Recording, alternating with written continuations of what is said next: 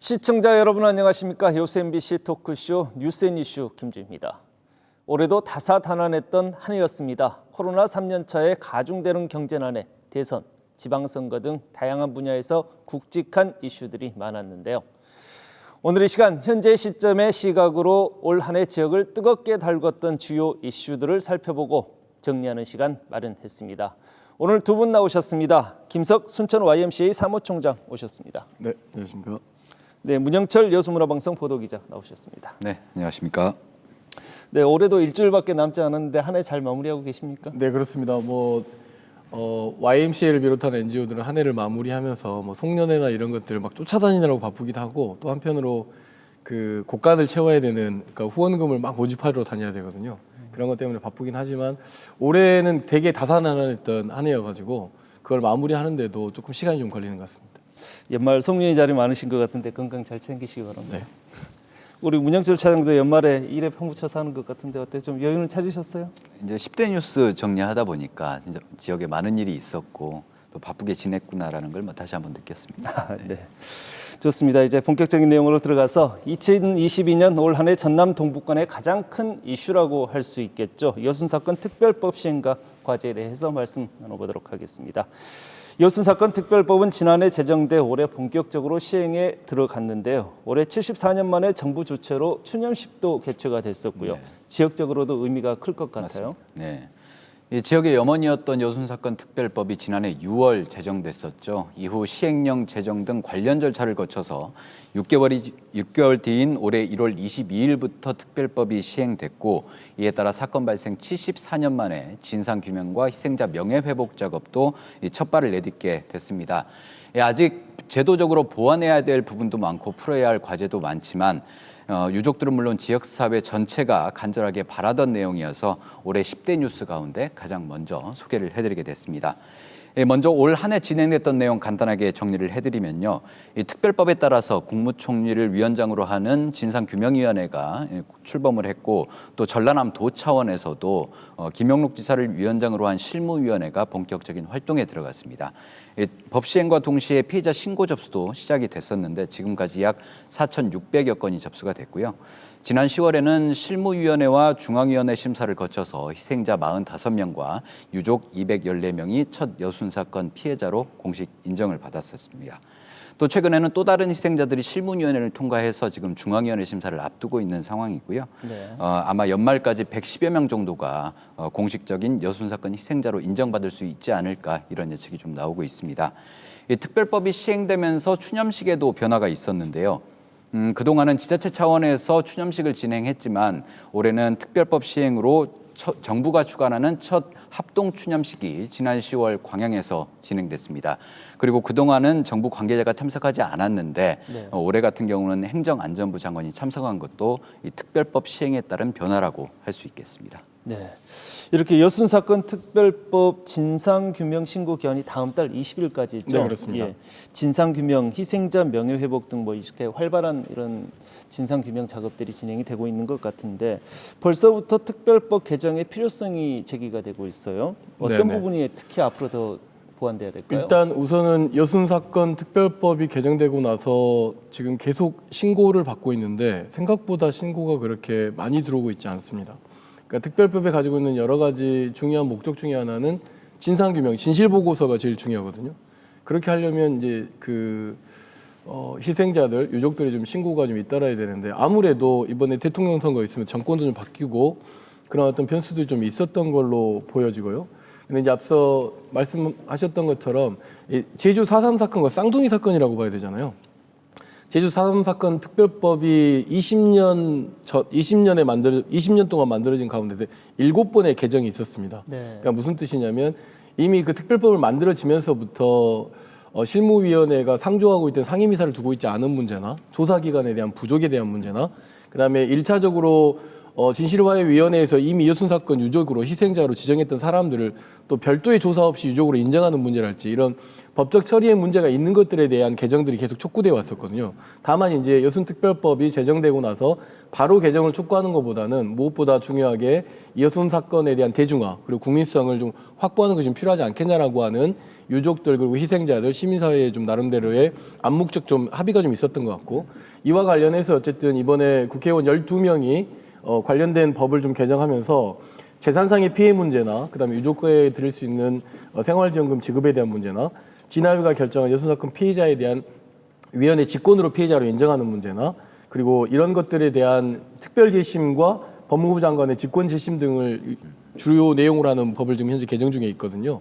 어쨌든 여순사건 특별법이 만들어지고 나서의 지금 첫 단추를 열은 것이라고 봐야 되고 제주 4.3 사건의 특별법과 견주어 봤을 때도 제주 4.3 추념식에는 대통령 오잖아요. 우리 이상민 장관 올해 온 건 되게 어떻게 보면 굉장히 의미 있는 이야기이긴 하지만 어느 순간에는 여순과 관련된 대통령의 사과, 정부의 공식적 사과가 있는 활동들이 아마 이어지기 위해서 이런 법 개정 문제랄지 제도 절차상 문제랄지 시민사회와 함께하는 시민들의 어떤 여순 사건의 대중화 관련된 문제들에 대해서도 더 내년에도 더 깊은 관심을 가져야 될 것 같고 무엇보다 주변 지역의 많은 분들에게 좀 신고를 해달라고 좀 격려해주고 독려해 주셨으면 좋겠습니다. 그러면 일단은 내년에는 특별법 개정에 어떤 내용이 담길 수 있는지 담겨야 하는지에 대한 부분들을 좀 주목해 봐야겠네요. 네, 그렇습니다. 네. 이번에는 여수박람회장 사후 활용 이슈에 대해서 토론 나눠보도록 하겠습니다. 여수박람회법 개정안이 국회를 통과했고 여수박람회장의 사후 활용 운영 주체가 여수박람회재단에서 여수광양 항만공사로 이관이 됐거든요. 그렇죠. 이관 이후에 이제 물론 그 과정에서 갈등과 반목도 많았었지만은 이제 승계 작업은 현재 진행형 그렇죠. 아니겠습니까? 네. 예. 지금 여수세계 박람회가 막을 내린 지 10년이 지났는데 말씀하신 대로 제대로 된 사후 활용은 지금까지도 이제 이루어지지 않고 있었습니다. 그런데 올해 관련 법들이 개정되면서 이 사후 활용 문제가 새로운 전환점을 맞게 됐는데요. 지금까지 이 사후 활용을 어떻게 할 것인가 방식과 방향을 두고 지역사회에서 굉장히 많은 의견들이 있었죠. 그중 하나가 지역에 있는 공기업인 여수광양항만공사가 박람회장 사후 활용을 맡는 게 어떻겠느냐 이런 의견이 제시가 됐었습니다. 우리 재정 상황이 열악한 이 박람회 재단보다는 그래도 수익 사업을 활발하게 하고 있는 항만공사가 박람회장을 개발하는 것이 사후 활용에 좀 더 속도를 낼 수 있다. 이제 이런 취지였죠.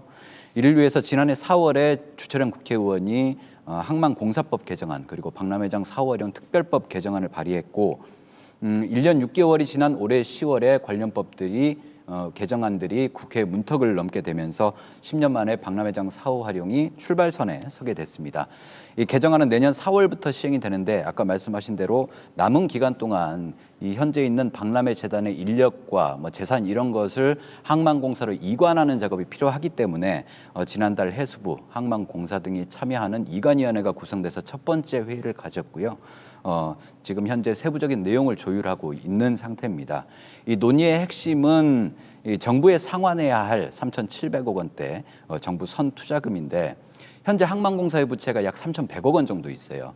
그리고 박람회 재단을 인수하게 되면 이 부채가 총 6,700억 원, 800억 원 규모로 크게 늘어나게 되는데 항만공사 입장에서는 이 부채가 워낙 크다 보니 상환 기간을 조금 더 연장해주거나 아니면 상환 그 규모를 좀 줄여달라 이렇게 현재 요구를 하고 있는 상태입니다. 네.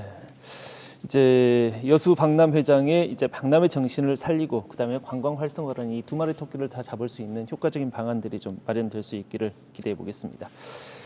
이제 지방선거 이슈로 한번 넘어가 볼까요? 지난 6일 지방선거에서 전국적으로 국민의힘이 돌풍을 일으켰었죠. 민주당 텃밭인 전남 동부지역에서도 국민의힘이 유의미한 결과치들을 보였고 무소속 후보들의 약진도 두드러졌어요. 네, 이 4년마다 한 번씩 돌아오는 지방선거 올해는 6월 1일에 치러졌는데요.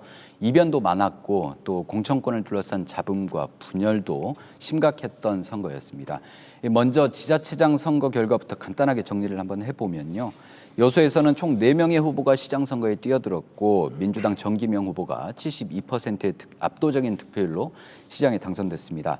아시겠지만 순천은 굉장히 그 결과를 예측하기 어려웠던 그런 지역 중 한 곳이었잖아요. 네. 총 3명의 시장 후보가 이제 나왔었고 과거 순천시장을 지냈던 무소속의 노광규 후보가 민주당 오하근 후보를 약 14%포인트 차이로 누르고 우여곡절 끝에 시장에 당선이 됐었고요.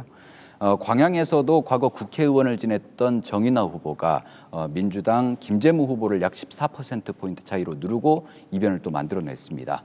고흥에서는 리턴 매치가 펼쳐지기도 했는데 민주당 공영민 후보와 무소속 송기근 군수가 다시 한번 맞붙게 됐고요. 이번에는 공영민 후보가 53%의 득표율로 서력에 성공을 했습니다. 올해 지방선거에서는 이 국민의힘이 어느 정도 선전할 것인가 여기에도 이제 관심이 좀 많이 모아졌었잖아요. 그렇죠. 네, 당시 이제 이준석 대표가 전남 지역에 굉장히 많은 공을 들이기도 했고 민주당에 대한 실망감도 지역민들의 실망감도 이제 컸던 상황이었기 때문인데. 전남지사 선거에 출마했던 이정현 전 의원의 경우에는 김영록 지사의 연임을 막지는 못했지만 20%에 가까운 득표율을 얻었고요. 그리고 전남도의회와 순천시 의회에서 각각 비례대표 의석을 한 석씩 확보하면서 지방의원 선거에서도 주목할 만한 성과를 거두기도 했습니다.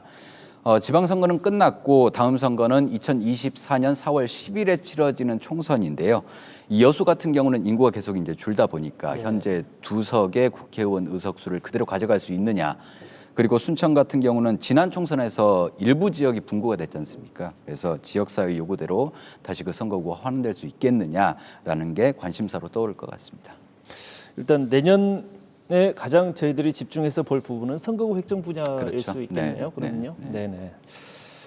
그러면은 정당 공천제에 대한 여전한 논란도 선거 때마다 반복이 되긴 네, 하지만은 그렇죠. 정당 공천제 문제가 여전히 논란이 되고 있고, 그다음에 이번 민선 8기가 출범한 지 6개월 이제 지나가고 있는데 그 임기 동안 어떤 결과물들이 나왔는지 뭐 성과에 대한 평가도 좀 네. 부탁드리겠습니다. 일단 뭐 지방선거 관련해서 그 직전에 대통령 선거가 있었잖아요. 그러다 네. 보니까 그 윤석열 정부에 힘을 좀 실어주라고 하는 그 기세가 되게 강했던 것 같아요.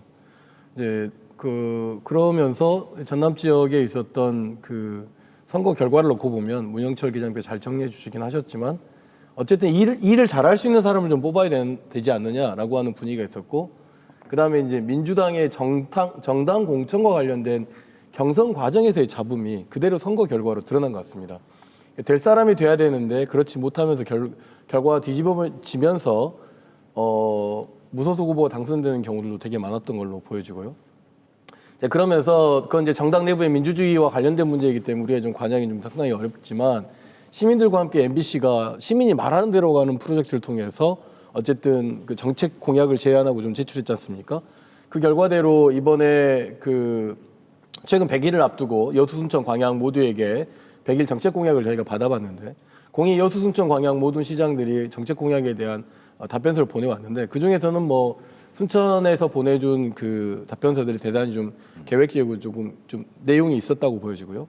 다만 이제 6개월 안에 보여줘야 되는 이 여수, 순천, 광양, 전남 동부권에서 특별하게 내놓을 만한 성과가 무엇인가라고 놓고 봤을 때는 주어져 있는 과제 해결에 너무 매몰되어 있는 측면도 없지 않아 있고, 또 하나 걱정스러운 것은 전 시장, 전 군수가 했던 일들 행적 지우기가 여전히 일상적으로 좀 벌어지고 있고, 이제 그러면서 어떻게 보면 정치적으로 좀 취약한 무소속 후보들 같은 무소속 시장들, 군수들 같은 경우는 이 문제를 좀 극복하기 위해서 뭐 편가르기 뭐 이런 식으로 좀 진행되면서 약간의 좀 지역 통합보다는 약간의 갈등의 요소가 드러나고 있는 것들이 좀 걱정스러운 지점이긴 합니다만, 다만 이제 지방자치가 30년 동안 완숙되어 왔던 경험이 있지 않습니까? 네. 그러다 보니 이것에 대한 시민들의 평가, 그다음에 시민들의 이후 4년 뒤에 대한 선거 결과를 이 전남 동북권 모든 시장 군수들이 그 문제에 대해서 굉장히 좀 촉각을 곤두세우면서 어떻게 해서든지 간에 좋은 성과를 내보려고 하는 결과들로 조금 이 6개월 동안의 활동을 좀 평가할 수 있겠고요.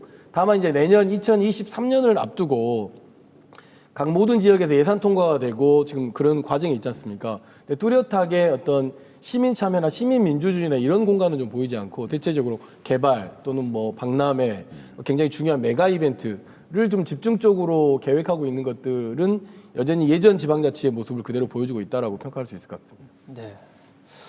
그럼 이번에는 이제 광양 지역으로 넘어가 볼까요? 포스코 지역 상생 이슈에 대해서 얘기 나눠볼 텐데요. 네. 포스코 홀딩스 본사가 포항 이전 계획을 밝히면서 이제 지역 사회에서도 이제 지역 소외론이 뜨거웠었죠. 네. 뭐 들불처럼 확산되던 지역 소외론을 포스코 측이 이제 무마시키기 위해서 이제 잠잠해지게 하기 위해서 이제 상생 협력을 논의하기로 하면서 이제 가까스로 진행이 됐단 말이에요. 네. 어때요?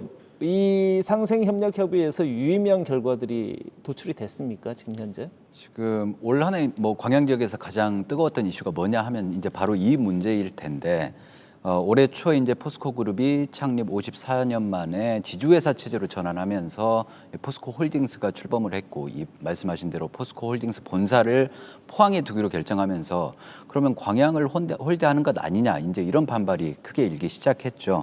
네. 결국 이제 올해 3월에 전라남도 광양시 의회 지역 상공인 단체들이 포스코를 규탄하고 또 상생 발전을 요구하는 기자회견을 이제 진행을 했고요. 지역사회가 이제 포스코에 요구한 사항은 포스코 케미칼 본사를 광양으로 이전을 해달라. 그리고 향후 신규 법인이 설립될 경우에 그 본사를 광양에 달라. 이것을 포함해서 총 5가지였습니다.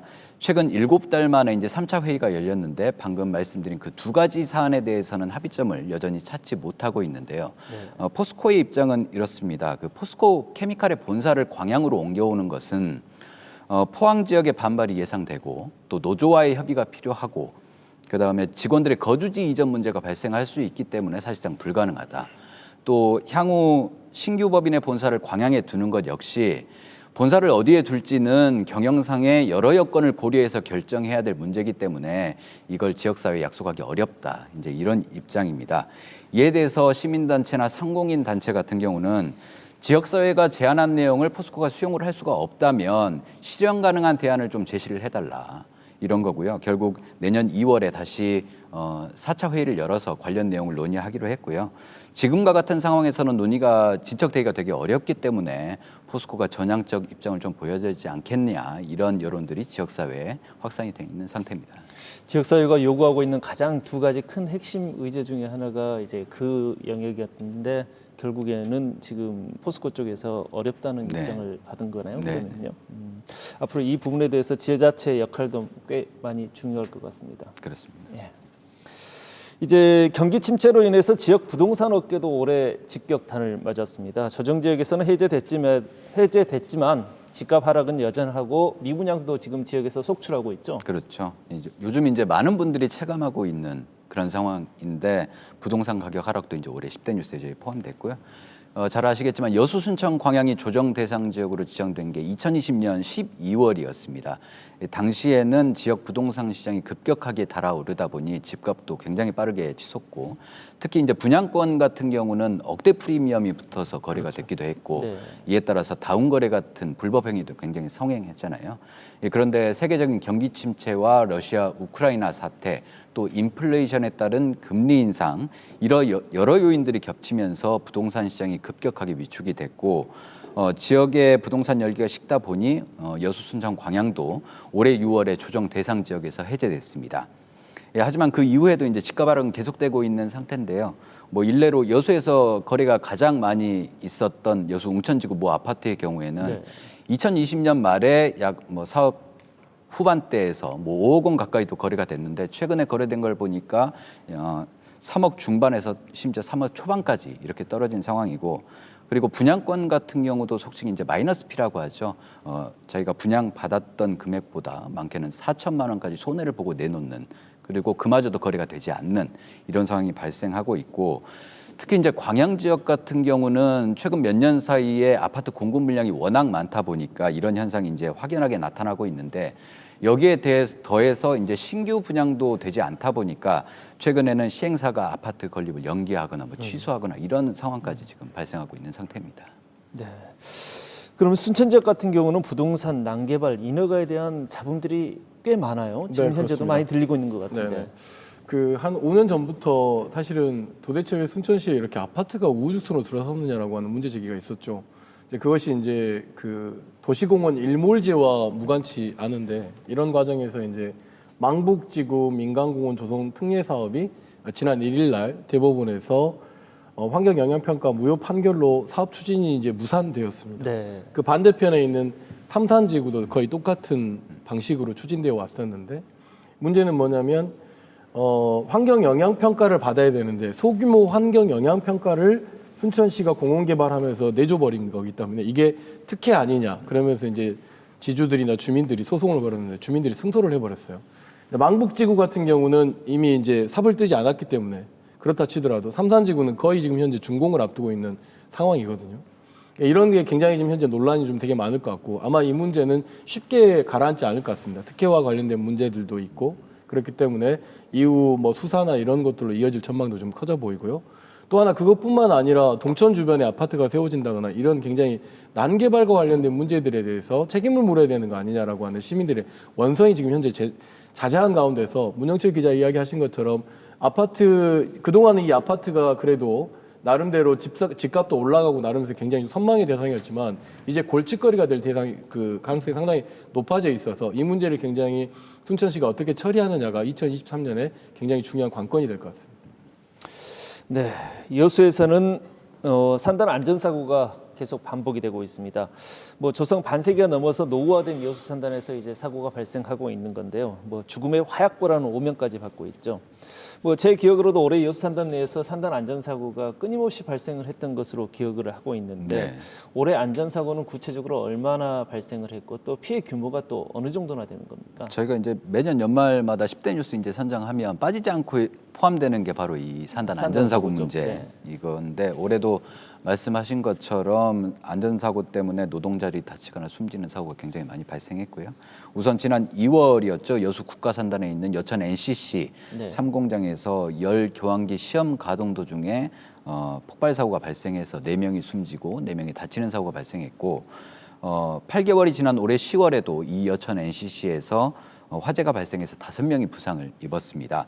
이 밖에도 여수 산단에 있는 공장 사무실이 폭발한다거나 아니면 배관이 파손돼서 이 화학물질이 유출된다든지 이런 사고들이 끊이지 않았는데요. 최근 6년 동안 통계를 한번 보니까 여수 산단에서 73건의 안전사고가 발생해서 18명이 목숨을 잃었고요. 또 36명이 부상을 입었습니다. 피해액은 73억 3천만 원에 달하고요. 또 올해 여수시가 올해 상반기에 여수산단 입주업체 45곳에 대해서 안전점검을 했더니 35개 업체에서 배관이 부식되거나 또 안전시설이 미흡하거나 안전관리 규정이 없거나 이런 위험 요인이 70건 정도 이제 발견이 돼서 계속되는 사고에도 제대로 된 조치가 이행되지 않고 이런 사고들이 또 계속 내년뿐만 아니라 앞으로도 반복될 수밖에 없는 것 아닌가 네. 이런 우려가 이제 크고 있습니다. 그렇죠. 이렇게 계속 반복되고 있는 것은 이제 노후화도 노후화인데 안전불감증 때문이죠. 때문에 그렇지 네. 않을까 싶은 생각이 드는데요. 뭐 대책이 있을까요? 뭐니 해도 제도적 보완이 무엇보다 중요하지 않습니까? 어쨌든 중대재해처벌법이 통과된 가운데서 시행이 되고 있기 때문에 그 여천 산단 내의 대부분의 그 안전사고들이 시설 노후 문제도 있지만 안전 규정이 없는 문제, 그다음에 거기에 대한 재투자를 하고 있지 않은 문제, 그리고 솜방망이 처벌 때문에 생기는 문제들이 굉장히 크다고 보여지거든요. 다만 이제 여기서 어쨌든 여수 산단이 가지는 그 우리 지역 사회에서 어떤 경제적 뭐 영향, 사회적 영향이 굉장히 크기 때문에 이 문제를 기업에만 계속 촉구해서 될 문제는 아닌 것 같고요.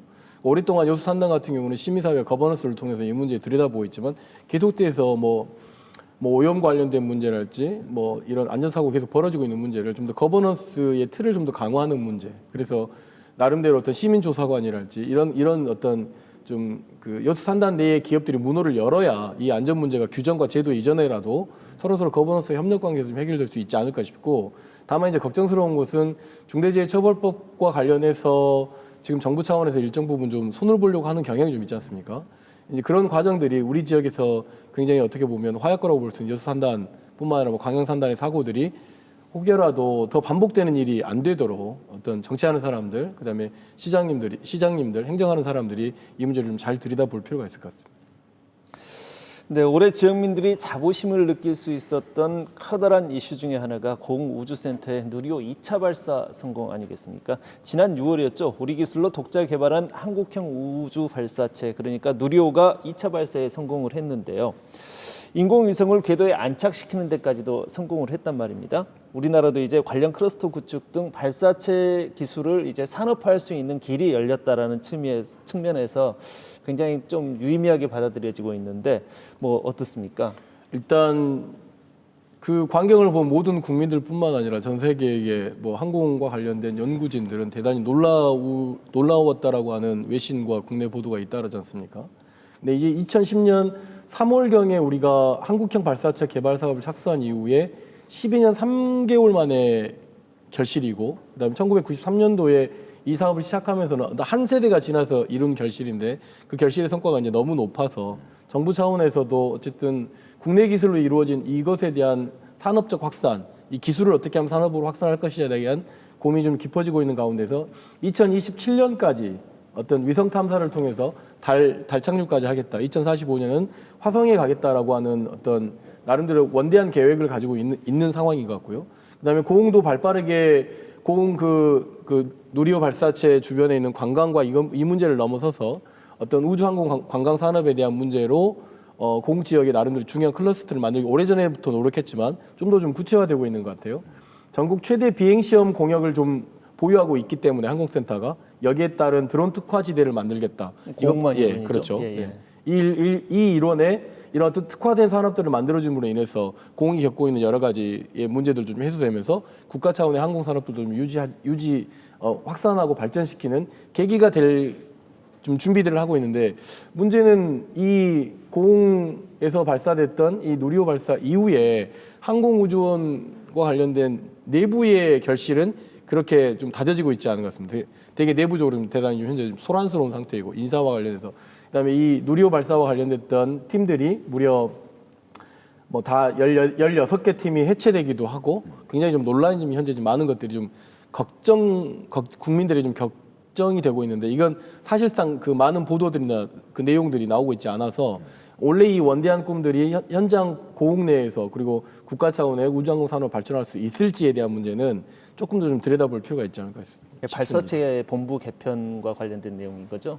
발사체 개편뿐만 아니라 이 우주 항공 그 원하고 그다음에 그 발사체와 관련된 사업 본부 측 간의 오랜 갈등들이 좀 증폭되고 있는 것 같고 여기에 일정 부분 과학기술정보통신부에서도 좀 연관이 되어 있으면서 쉬쉬하고 있긴 하지만 굉장히 지금 내부에서는 반발이 좀 심한 것 같은데 일정은 요지 그렇습니다. 이게 누리호가 발사에 성공해 버리니까 생기는 문제인 것 같아요. 네. 누가 성과를 많이 가져가고 누가 공신록에 이름을 올려서 그 다음 단계를 어떻게 나아갈 것이냐라고 하는 이런 것 때문인데 이게 정부 차원에서 아니면 항공우주연구원 차원에서라도 좀 이게 잘 분배되고 이후에 우리 굉장히 중요한 미래 먹거리 사업이지 않습니까? 이 문제에 좀 더 인사 문제랄지 이 시끄러움을 좀 잠재된 가운데서 계획하고 있는 어떤 한국형 발사체뿐만 아니라 다양한 우주항공 산업에 발전할 수 있는 좀 계기가 됐으면 좋겠습니다. 온전한 발사 성공이 가려면 3차까지 가야 되는 거 아니에요? 네, 3차까지도 계획을 하고 있는데 지금 진행형이잖아요. 말씀했던 것처럼 16개 관련된 2차 발사 팀들이 좀 해체됐다라고 하는 이런 보도 내용도 굉장히 걱정스러움으로 다가오고 있는 것이 현재 문제인 것이죠. 3차 발사까지 좀 잘 됐으면 좋겠는데요. 좋습니다. 다음 이슈로 한번 넘어가 볼게요. 올해 유례 없는 가뭄 때문에 물 부족 현상이 심각했었죠. 전남지역은 내년까지도 가뭄이 계속 지속될 것으로 이렇게 예보가 되고 있는데 네. 어떻습니까? 뭐 올 한 해는 정말 가뭄과의 싸움이었다 할 정도로 물 부족 현상이 심각한 상황인데 가장 큰 원인은 비가 많이 내리지 않기 때문이죠. 전남 지역의 올해 누적 강수량이 뭐 평년에 비해서 약 60%대 수준. 이 정도에 그치면서 1973년 기상 관측이 시작된 이래 최악의 가뭄을 겪고 있는데요. 이 때문에 전남 지역 일부에는 제한급수가 이루어지고 있고 이 제한급수가 이루어진 지역도 점차 확대가 되고 있습니다. 우리 전남 동부 지역 같은 경우는 아직까지는 제한급수까지는 가진 않았는데 물 부족 현상은 분명히 점점 심각해지고 있거든요. 이 녹화 들어오기 전에 확인을 해보니까 동부 지역의 주요 용수 공급원인 주암댐 저수율이 29.8%라고 해요. 그러니까 30%가 이제 무너진 상태인데 그래서 이 위기감을 어떻게 할 것이냐. 특히 내년 2월까지는 이 가뭄이 계속될 거다라는 관측이 나오고 있어서 지금 이제 여러 기관, 지자체뿐만 아니라 여러 기관에서 물절약 캠페인을 하고 있는데 뭐 시민들이든 기업들이든 뭐 적극적으로 동참하는 게 필요하지 않나 생각이 듭니다. 저는 이 지점에서 되게 이제 중요한 요소이긴 한데 네. 그 해수 담수화 문제와 관련된 진지한 고민이 이 광양만권 산업 단지 내에 좀 고민이 필요할 것 같아요. 아무래도 저수량이 지금 현재 29.8%라고 한다면 굉장히 많은 물을 산업단지에 쓰게 될 거고 또 쓰고 있는 상황이거든요. 이 문제가 계속 가뭄이 하루아침에 끝날 것 같지 않다고 한다면 좀 굉장히 비용이 많이 든다고 해요. 해수 담수화 과정이. 그래도 어쨌든 산업단지 내에서의 그런 기술적 문제로 일반 시민들이 쓰는 이 용수 부족의 문제를 좀 해결할 수 있지 않을까. 그런 문제에 대한 투자가 좀 필요하다고 보여집니다. 있습니다. 이제 순천 지역에서 뭐 하실 말씀이 많은 것 같은데 이제 이번 이슈는 순천 경전선의 도심 통과 문제예요. 경전선 전철화 노선으로 올 한 해 지역 민심이 많이 들끓었던 것 같습니다. 4.2km가 도심을 관통하게 되면은 네. 생태 수도 순천시가 뭐 이렇게 양분된다, 갈라져 버린다, 뭐 이런 지적도 좀 있었고. 순천 도심 외곽으로 궁극적으로는 이전을 해달라는 게 외곽으로 돌려달라는 게 이제 요청인 것 같은데 어떤가요? 지금 그 부분에 있어서는 어떻게 지금 진행이 되고 있습니까? 지금 현재는 국토교통부가 추진 중인 경전선 전철화 사업, 그러니까 광주 송정에서 순천까지의 구간인데 이 구간 중에 순천을 도심을 통과하는 기존 선로를 그대로 유지하겠다라고 하는 것이 문제입니다. 무엇이 문제냐면 지금 한 6번에서 8번 정도 운행되고 있는 열차가 속도도 굉장히 높아진 가운데서 40번 이상이 운행된다고 하면 30분에 한 대씩 차가 지나가게 되는 거거든요. 네. 지금과는 완전 상황이 달라지는 거죠. 그러니까 도심 3분의 1이 철도에 의해서 거의 분단된다라고 하는 것이 맞는 것이죠. 그래서 이 문제와 관련해서 더군다나 이것이 복선 전철도 아니고 단선 전철입니다. 그러다 보니 굉장히 이 사업에 대한 추진은 굉장히 환영하고 반길 일이지만 지역을 너무 홀대한 거 아니냐라고 하는 평가도 있었죠. 근데 이게 더군다나 도심 구간을 통과하게 돼버리면 말 그대로 순천시의 도시 미래는 굉장히 암울해지는 거죠. 그러니까 철도가 계속 고속철이 왔다 갔다 한다고 생각해 보십시오. 끔찍한 일이잖아요. 이와 관련해서 2021년부터 시민대책위도 구성되고 국토부, 그다음에 대통령 후보자들, 정당 모든 관계자들에게 지중화 또는 우회하라고 하는 요청들을 계속 좀 해왔는데 이번 올해 6월 지방선거를 끝나고 나서 순천시가 이 바톤을 이어받아가지고 경전선을 어찌됐든지 간에 도심 구간을 통과를 반대하고 있는 입장을 견지하고 있는 것 같고 대체적으로는 지금 우회하자라고 하는 의견들로 좀 모아지고 있는 것 같거든요. 이와 관련해서 제가 순천시에 보니까 기획재정부, 국토교통부, 국회의장, 국무총리, 국토부 장관 만날 수 있는 사람들은 지금 현재 다 만나고 있는 상태인 것 같거든요. 네. 그런 가운데서 어쨌든 고시가 올해 10월, 12월에 고시가 될 거라고 생각했는데 일단 고시는 일단 연기된 가운데서 네. 좀 더 2023년에 총력을 기울여 가지고 이 경전선이 도심 통과가 되지 않도록 하는 방법을 반드시 견지하는 것이 중요하다고 생각되는데 이제 문제는 이 결정 권한을 갖고 있는 그 사람들의 움직임이 그렇게 썩 뭐랄까 대통령 정무수석도 만났고 국토부 장관도 만나고 난 이후에 뭔가 이렇게 검토해 보겠다, 뭔가 이렇게 확실하게 이 경전선을 우회하겠다라고 하는 문제가 비용 문제가 발생하다 보니까 아직은 특별하게 결정과 방점을 찍고 있지 못하는 것 같은데 이럴 때일수록 시민사회뿐만 아니라 순천시 모두 함께 좀 동력을 모아가지고 2023년에 이 문제를 좀 반드시 도심 통과 부분을 막아내기 위한 시민운동이 좀 필요하다고 보여집니다.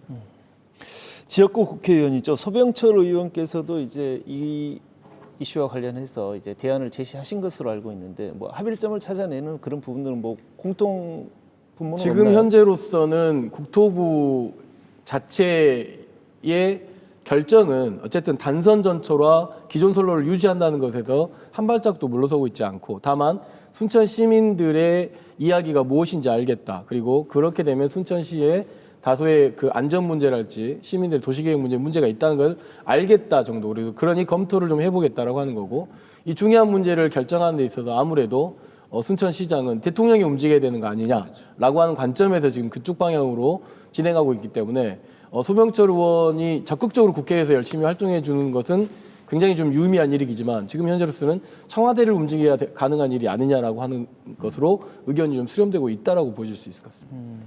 방법론에서 좀 차이가 있나요? 그래서 이제 내년 정원박람회를 앞둔 가운데서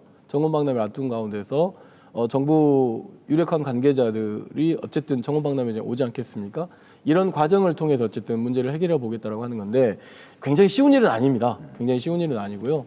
우회한다고 해도 비용 문제가 굉장히 많이 발생하고 그래서 지중화한다고 해서 대안을 내놓긴 했지만 사실은 이것도 좀 걱정스러운 측면이 여러 가지가 좀 있었던 것이죠. 그런데 지금 현재 광주 송정에서 순천까지 오는 문제와 관련해서 사실은 전라남도가 이 문제에 대해서 좀 더 적극적으로 순천시와 의견을 좀 같이 해주면 좀 가능성은 좀 더 열릴 것이라고 보여집니다. 네. 이제 다음 이슈로 또 넘어가 볼게요. 내년이죠. 순천만 국제 정원 박람회가 다시 개최가 됩니다. 뭐 10년 전과 비교했을 때 뭐 좀 분위기가 사뭇 다른 것 같은데. 10년 전에 했을 때는 사실은 처음 해보는 일이었고 사업 규모가 너무 크다 보니까 찬반도 좀 있었고 연기하자는 논란도 좀 있었잖아요. 그러면서 중간에 또 시장이 이와 관련해서 그 개최하기도 전에 시장직을 사퇴하고 국회의원 출마 때문에 좀 나서서 굉장히 혼란스러웠습니다. 그러나 그 혼란스러움을 시민들의 자원봉사로 메꿨거든요. 순천시, 제가 그때 당시 순천시 의원이었는데 네. 순천시 의회에서도 전국 의회를 돌아다니면서 이 박람회 홍보를 하고 티켓을 팔러 다녔고, 그다음에 시민들도 사전에 8천까지 처음으로 열리는 정원박람회 사람들을 좀 초청하고 이런 과정들이 좀 있었던 것 같아요. 내용과 관계없이 이 행사를 어쨌든 세계 박람회, 여수 세계 박람회가 있었기 때문에 거기에 걸맞는 행사를 치러야겠다라고 하는 시민들의 좀 책무로, 시민들의 봉사로, 시민들의 힘으로 사실은 만들어진 거였는데 여전히 그런 힘들은 모아지고 있다고 보여집니다. 그것보다는 좀 강도는 좀 약하지 않느냐라고 싶고, 그다음에 또 하나 어쨌든 지금 현 노광규 시장이 전 허석 시장이 만들어 왔던 비전과 어떤 나름대로 그 내용들을 그 치루어가야 되잖아요. 그러다 보니까 짧은 기간 내에 계획 변경한 내용도 있다 보니까 대단히 지금 현재 혼란도 좀 있는 것 같고, 또 일부 도로 구간을 좀 막다 보니까 시민 불편들이 좀 있는 것도 같고, 다만 이제 그럼에도 불구하고 4월에 꽃피는 4월이 되면 이 정원박람회에 전국 그리고 국제적으로 시민들이 방문했을 때의 준비는 굉장히 내부적으로 자원봉사단체뿐만 아니라 곳곳에서 골목 정원을 만드는 것까지도 나름대로 좀 준비는 좀 되어가고 있는데, 이 정원박람회가 지난 10년 전에는 순천만을 지키는 완충지구의 역할로서의 어떤 그런 비전을 제세웠잖아요. 근데 이제 내년에 진행되는 정원박람회의 주제가 있긴 합니다만, 세계박람회가 뭐 해양과 관련된 이런 이야기했던 것처럼 그런 담놈들이 모아지는 어떤 세계적 국제 컨퍼런스 이런 것들을 좀 계획하고 좀 꿈도 좀 꿔야 되는데 아마 준비하느라고 그런 부분에는 큰 여념이 없는 것 같고요. 또 하나 이제 특징적으로는 정원박람회 조직위원회에 지금 현재 전라남도가 좀 참여하고 있습니다. 그러니까 조직이 같이 이렇게 막 믹스되고 있고 어쨌든 추진되고 있다고 봐야 되고, 더군다나 또 전라남도가 이번에 또 300억 정도 더 추가로 또 예산을 좀 투입하기로 했지 않습니까? 그래서 전라남도에서 좀 집중적으로 조금 좀 더 역할을 해주는 것들이 좀 포함된다고 하면 10년 전 정원박람회에 걸맞는 굉장히 좀 규모 있는 지역의 행사가 좀 되지 않을까 싶습니다. 물리적 시간이 촉박한 게 가장 큰 문제이긴 네, 그렇습니다. 하겠네요. 예. 그러면은 이제 노동조합 문제도 좀 저희들이 한번 짚어볼 이게 참 것 같은데요. 걱정이죠. 네. 참 걱정입니다. 이게 정원박람회를 하자고 했고 10년 전에 하자고 했을 때도 우리가 가장 크게 이야기했던 건 순천만을 지키는 완충지대이고 정원이라는 새로운 브랜드 개발이었습니다. 그러면서 어쨌든 지역에는 일자리가 창출된다. 그러면서 새로운 어떤 정원 산업이나 클러스터가 만들어진다라고 했었거든요. 그다음에 이제 우리 지금 정원박람회장 옆에 에코마켓도 만들어지고, 그다음에 그러면서 정원박람회에 근무하는 종사자들이 어쨌든 일자리를 만들어냈지 않습니까? 근데 막상 들여다보니 이것을 동력으로 끌고 가는 힘들은 약하다고 하는 것이 지금 현재 드러나고 있거든요. 노동조합 조합원들 같은 경우는 7개월간 계약하는 계약 조건을 가지고 있고, 또 1월부터 3월까지 정원박람회장을 만드는 동안에는 좀 휴직을 해야 되고, 이런 문제들이 결국 이제 노동조합을 결성하고 좀 파업을 하고 있고 시청 앞에서 농성하고 있는 과정까지 만들어졌거든요. 저는 이 과정에서 순천시가 기업처럼 대하면 안 된다고 생각합니다.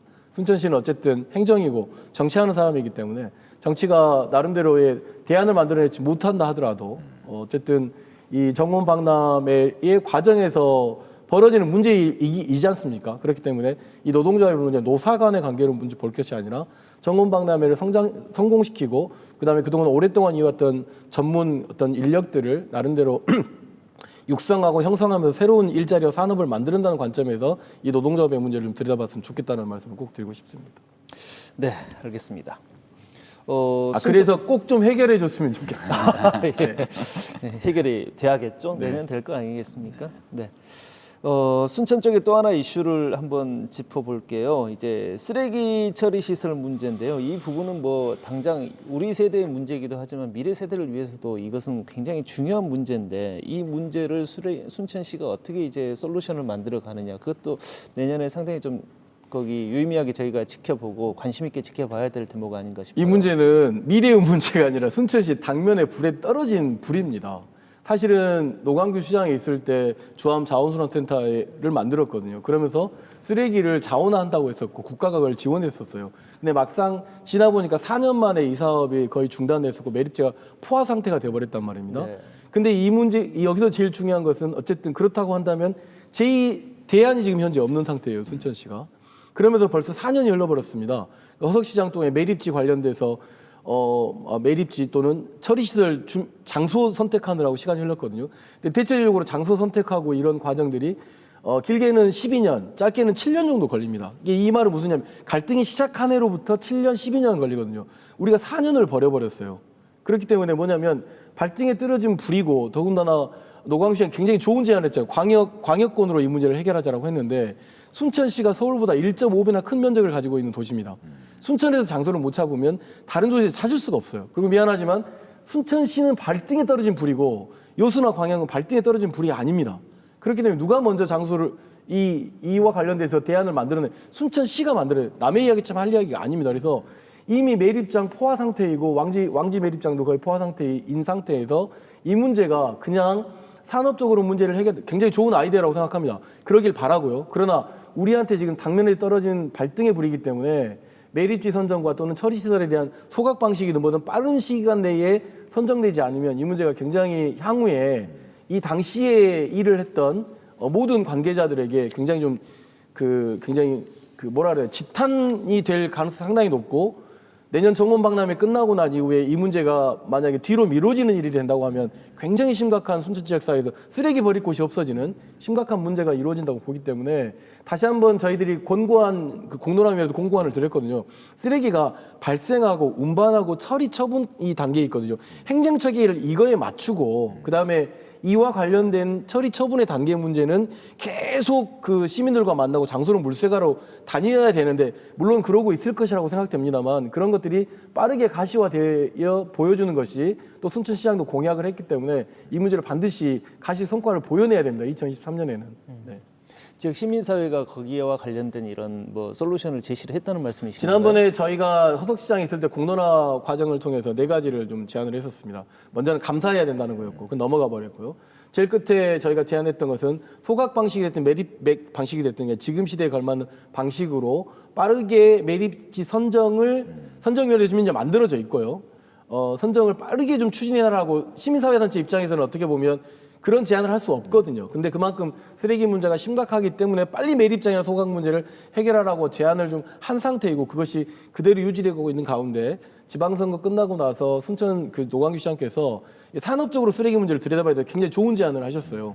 굉장히 좋은 아이디어도 있고, 또 유럽 방식을 좀 도입하겠다, 이런 좋은 아이디어들이 있기 때문에, 그러나 빠르게 장소 선정과 결정을 해야만 이게 쓰레기 문제가 조금 사회적 문제로 시민 걱정들을 좀 덜 수 있는 것이 않겠냐. 물론 지금도 좀 잘하고 계시겠습니다만, 좀 더 속도를 내주고 좀 더 많은 시민을 만나고 좀 더 장소 컨택을 좀 해주면 좋겠다라고 하는 말씀을 꼭 드리고 있습니다. 순천시가 조금 더 속도감을 내서 이건 이 진짜 속도를 내야 되는 거예요. 처리를 해야 될 것 같습니다. 두 분 오늘 긴 시간 수고 많이 하셨습니다. 김석 순천 YMCA 사무총장, 그리고 문영철 여수문화방송 보도기자 함께했습니다. 올 한 해도 저물어가고 있습니다. 아쉬움이 남는 시간들 잘 마무리하시고 희망찬 새해 계획해 보시면 좋겠습니다. 오늘 순서 여기서 모두 마치겠습니다. 여수문화방송 토크쇼 뉴스 앤 이슈, 오늘 순서 여기까지입니다. 감사합니다.